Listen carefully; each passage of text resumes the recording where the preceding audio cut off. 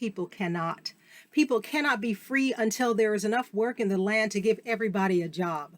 Tomorrow, if we were able to vote our full strength, and we still voted our full strength, until we recognize that in this country, in a land of great and plenty and great wealth, there are millions of people who go to bed hungry every night. That tomorrow, if we were to call up all the able-bodied men in our country who could do some work, we wouldn't have work for them to do. And unless we see this thing in its larger perspective, unless we realize that certainly we must sing, we must have the inspiration of song, the inspiration that comes from songs like this one that was created and demonstrated here tonight. But we also must have the information that comes with lots and lots of study. And so we must come to grips with a lot of problems. We must also know that we are in the final analysis. The only group that can make you free is yourself, because we must free ourselves from all of the things that keep us back. And so in conclusion, let me quote one of my favorite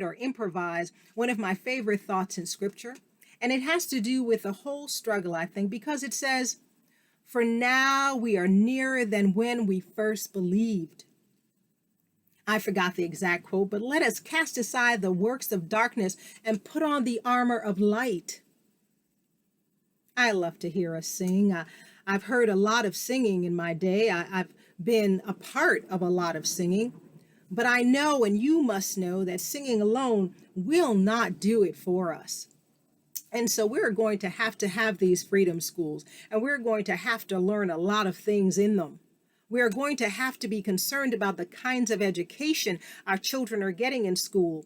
And all of this has to be done along at the same time that we also recognize that our white brothers, the very white brothers in Hattiesburg and other parts of Mississippi, who have kept us in bondage, that they did it because they did not know any better.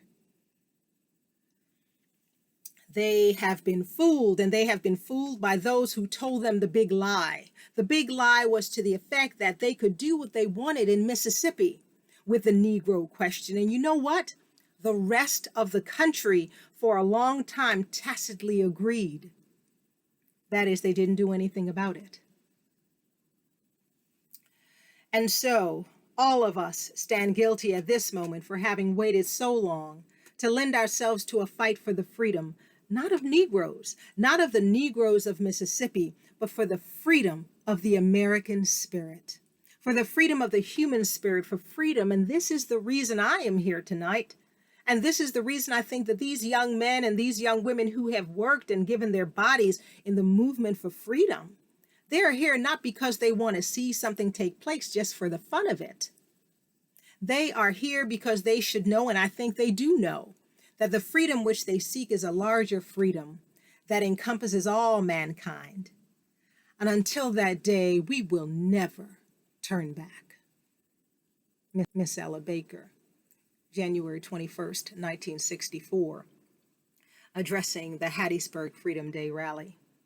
Right on.